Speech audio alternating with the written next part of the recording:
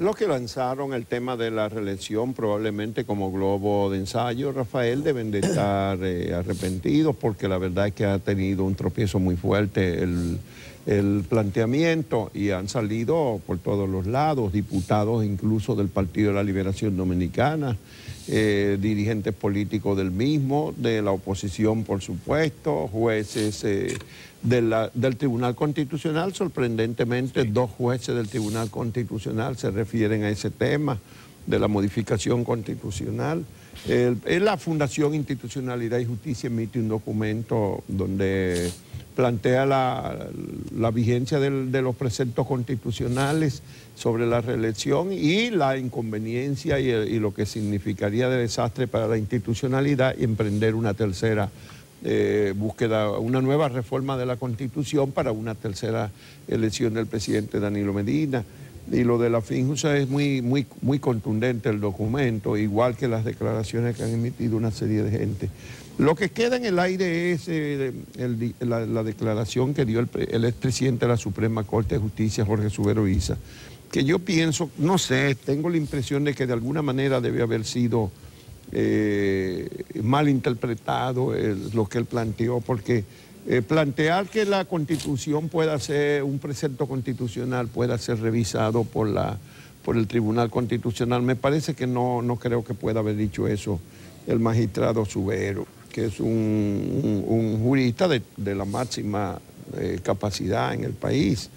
Y la verdad es que le sale Nanfi Rodríguez, un joven jurista constitucionalista, al frente para decir lo que es obvio, que nadie puede declarar, la Constitución no puede ser inconstitucional, y mucho menos un tribunal de unas cuantas personas no pueden decidir sobre una Constitución que es su fruto de un proceso que involucra al Congreso Nacional, pasa por el Poder Ejecutivo y bueno, y en fin. Y es la ley la suprema de la nación, Rafael, yo no entiendo esas cosas, pero bueno, es un debate que, como dice la FINJU, por lo menos es inoportuno.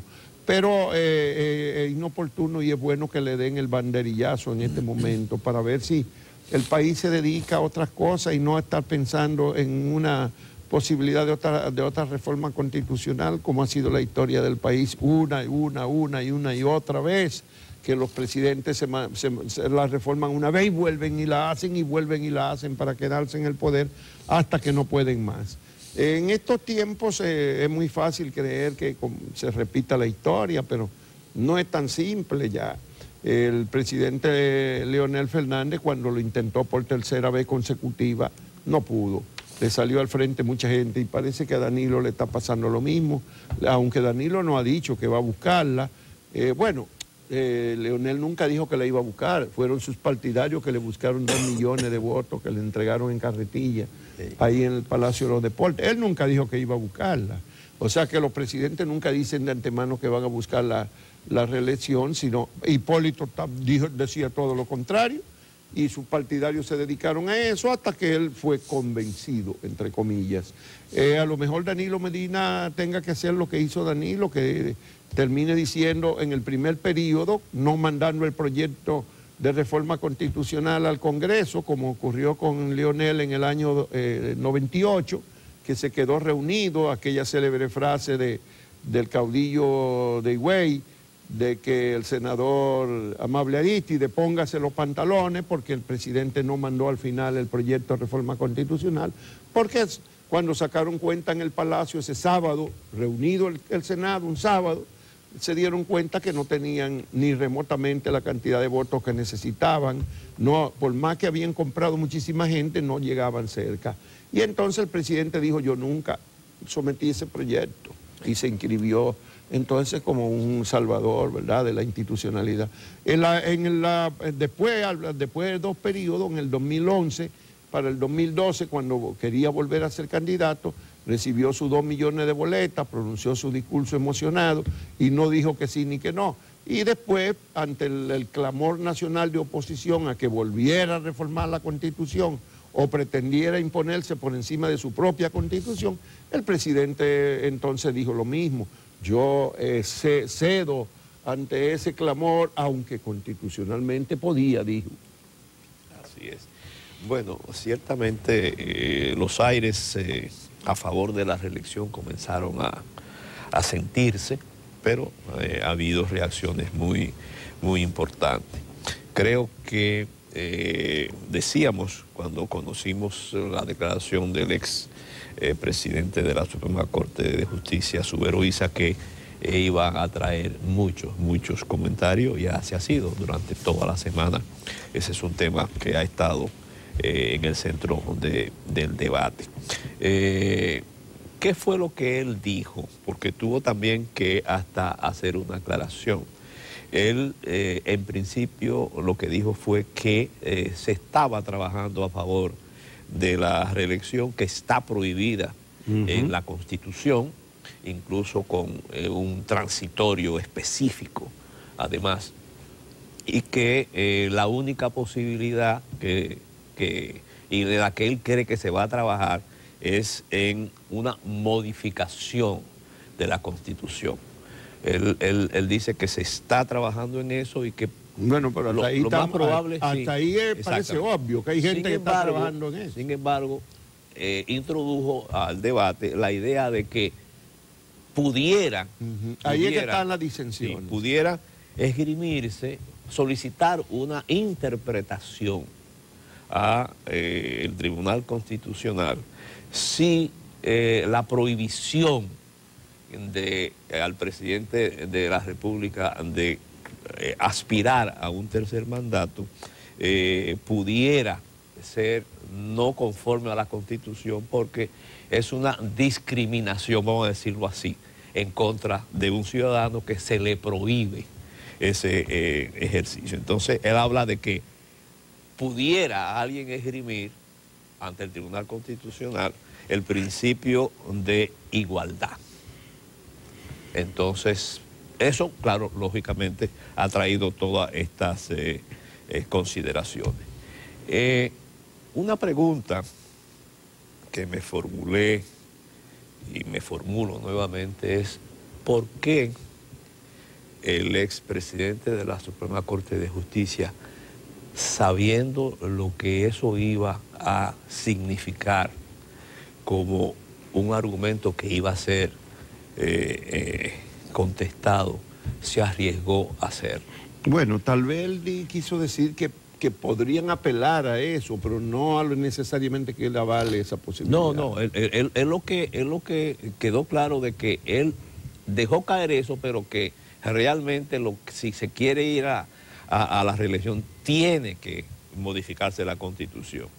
Sin embargo, en ese razonamiento introdujo la posibilidad de que se pudiera recurrir al Tribunal Constitucional para establecer esta discriminación.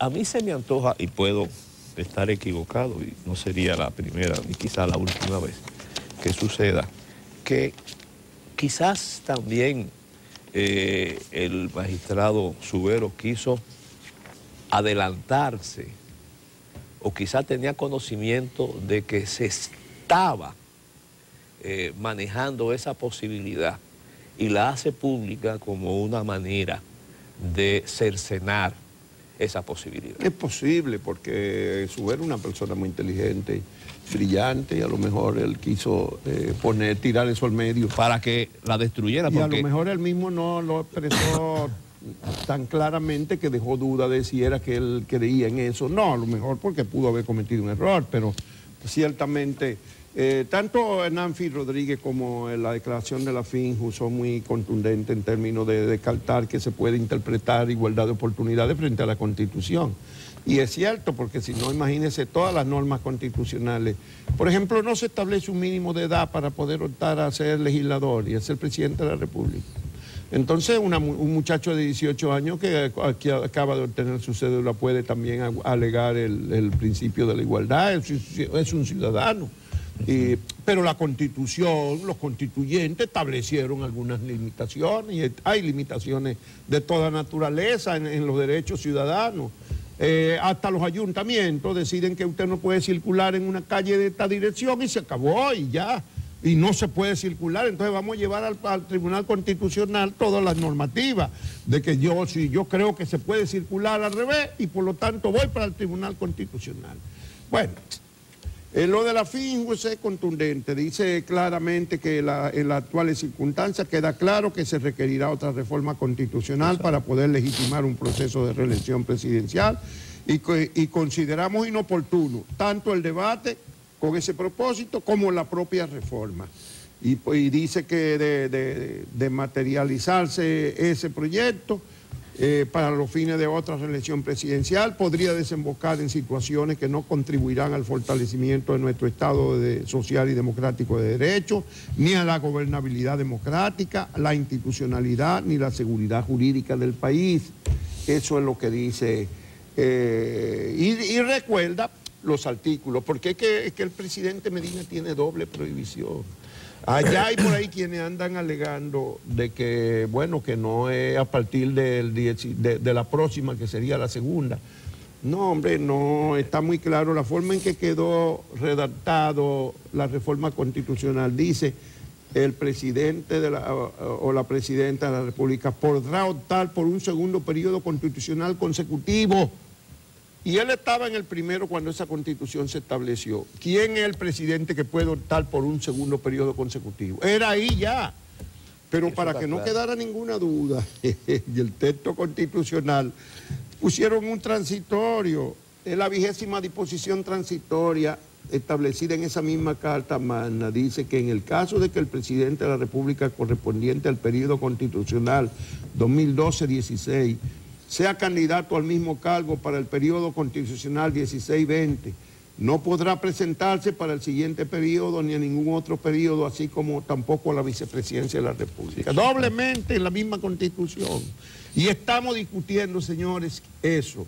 Y hay gente que sale. Pero mira, ayer le salieron 3 diputados del PLD, aparte del presidente de la Cámara de Diputados, que salió antier. Los diputados Henry Merán, Demóstenes Martínez y Orlando Espinosa salieron a refutar el planteamiento de Subero. Y, por supuesto, hay muchísima gente. Yo creo que el sacerdote que ofició en San Cristóbal el día de la Constitución también. Por todas partes va a salir la gente a rechazar eso. Pero yo creo que ha sido muy contundente la reacción de 2 miembros del Tribunal Superior sobre la posibilidad que adelantó Subero Isa, porque ya estos 2 jueces adelantaron un juicio en contra de la posibilidad de que el Tribunal Constitucional considere ese principio de igualdad. Con esas 2 declaraciones, eso terminó como posibilidad. Entonces yo creo que ya recurrir a eso va a ser imposible, puesto que ya 2 miembros del tribunal ya han indicado que eso es completamente... Curi, sí. Y el otro es Wilson Gómez. Exacto, eso ya murió ahí. Lo que sigue vigente es la posibilidad de modificar nueva vez la Constitución para quitar ese artículo y también el transitorio. Bueno, Jotin Curi dice que fue más lejos, dijo que la Constitución no puede estarse modificando constantemente y planteó más bien un pacto político entre las fuerzas políticas. Bueno, lo que se ha discutido tantas veces, pero que los gobiernos del PLD han rehuido, es decir, pactar con la oposición reformas políticas, institucionales para el fortalecimiento del país. Bueno, pero esa es otra cosa. Y en la Junta Central Electoral, que estamos conociendo por entrega, cosas que ya más o menos sabíamos, pero que se está denunciando todo lo que sucedió en las pasadas elecciones con los equipos servidos por Intra. Pero lo lamentable es que parece que la cosa, como en otras oportunidades, se va a quedar simplemente en informaciones que hacen evidente lo que sucedió, pero nadie parece que está en disposición de hacer acusaciones formales de los autores de lo que sucedió. Bueno, ahí hay ese informe de la Junta Central Electoral, no revela nada nuevo, pero es contundente que lo hagan los técnicos de dentro. Sí. Porque, y digo nada nuevo porque, bueno, todos ustedes, o la mayoría de ustedes recordarán las veces que hablamos aquí en este programa de eso y los debates que tuvimos en entrevistas sobre ese tema aquí, sobre la tecnología y la forma en que se implementó y se utilizó, sobre el contrato, los informes de participación ciudadana antes y después de la votación. Ese informe posterior de la votación documentó minuciosamente cómo los equipos no funcionaron, y después la OEA también lo documentó, cómo la proporción uno por uno. El mismo día de la votación, Participación Ciudadana ya emitió un documento explícito, pero lo había adelantado, lo había advertido y había pedido que se... Ustedes no se acuerdan, todo el debate de que se hiciera progresivamente, que se tomara un muestreo, que hicieran medidas de garantía de seguridad, haciendo un, ¿cómo se llama? Un piloto. Un plan piloto, toda una cantidad de cosas que se rechazó una y otra vez y se veía como una conspiración, se denunció como una conspiración contra el proceso electoral, lo que era la sanidad del proceso. Y aquí, bueno, pues al final, en el informe de participación ciudadana también se denunció la contratación a último momento, el agregado de 6 millones de dólares, de 6 o 7 millones de dólares al contrato original, faltando apenas 3 semanas antes, contratando más tecnología. ¿Cómo se metieron 40 millones de dólares ahí? La auditoría adecuada, con antelación. Que exacto, la petición de que se auditaran esos equipos. Un experto internacional con mucha experiencia en Venezuela que nos dijo qué era lo que había que hacer. Lo trajimos aquí se presentó aquí, le hicimos a ese experto internacional una entrevista y detalló cómo era que en los pocos países donde había Brasil, sistema Venezuela, electrónico, cómo se había ido poco a poco, las pruebas que se hacían, todo el proceso educativo de la gente, todo. Cómo en algunos países incluso se revocó, incluyendo naciones como Alemania, donde se volvió para atrás y se dejó sin efecto la automatización por considerar que no ofrecía suficiente garantía. En Alemania, todo eso lo discutimos aquí, pero nada. Esas cosas no sirven para nada. Cuando una persona, y ahí fue una persona, porque ni siquiera fue el pleno de la Junta, porque los demás disintieron abiertamente, una sola persona, Roberto Rosario, embarcó al país en eso y gastó esos 40 millones de dólares y todo. Pero esa misma persona había sido la responsable del contrato Somos de 8 o 10 años antes, la Junta Central Electoral, donde se perdieron 80 millones de dólares. De otra tecnología que no funcionó tampoco. Entonces uno dice, pero ¿y hasta cuándo una sola persona podrá gastar el dinero público así? Y ahí también hay impunidad, absoluta impunidad. Bueno, Castaño dijo que no saben si van a someterlo a la justicia. Y el déficit que encontraron de 2.500 millones de pesos, lo sometieron a la justicia. Deuda enorme. ¿Y quién autorizó ese déficit? ¿Cómo alguien en un organismo del Estado puede gastar 2.500 millones de pesos que no tiene autorización del Congreso, ni se lo entregó ni pasó por la Tesorería Nacional, o primero por la Contraloría General de la República, por la Tesorería, por una expresa autorización de gastos, que es el procedimiento legal? Todo eso son violaciones de las normas, de las leyes. Pero ¿qué vamos a hacer en un país donde... Ayer se publicó la página del Ministerio de Industria y Comercio, donde dice por qué no se implementa ahora mismo el sistema de la venta de combustible libre en cualquier estación, es decir, al mismo tiempo en las estaciones de gasolina y de gasoil junto con la de gas propano. ¿Y qué es lo que dice, entre otras cosas, ese informe? Que una auditoría realizada por el Ministerio determinó que más del 80% del total de 2.668 estaciones de combustible líquidos y plantas envasadoras de gas licuado de petróleo instaladas en el territorio nacional operan de manera irregular. Oigan bien, más del 80% irregular, incumpliendo requisitos elementales de construcción, medioambientales, de seguridad y de carácter operativo en sentido general. El país registra una saturación, otra conclusión, una saturación de estaciones de combustible líquido, 1.304, situación que también se manifiesta en la de gas propano, 1.364. La condición irregular en que opera el parque vehicular que se abastece, y entonces viene con todas las deficiencias y las violaciones de las instalaciones en los vehículos. Es el desorden, Rafael, es el desorden. Por todas partes sale el desorden. ¿Y cuántas farmacias dijeron el otro día que habían ilegales en el país? ¿Y cuántas bebidas alcohólicas se falsifican? ¿Y cuántos medicamentos se falsifican? Y lo denunciamos cada 3 o 4 o 6 meses y volvemos otra vez y seguimos falsificando los medicamentos. ¿Cuándo que nos vamos a acoger al imperio de la ley en este país? Entonces, sobre todo, el ministerio dice que hay que crear una nueva modalidad de expendio, en un escenario como el actual. Que crear una nueva modalidad de expendio, un escenario como el actual, en que se incumplen normas elementales de seguridad, de construcción y medioambientales, impactaría negativamente en el incremento de los riesgos a la población. Ahí está. Las estaciones de combustible líquido, por ejemplo, no cuentan con un reglamento de seguridad mismo que será elaborado como parte del plan que se ejecuta. Y entonces se pospone. Se pospone porque hay un desorden generalizado y es verdad. Hay que poner orden primero. Desorden generalizado. Bueno.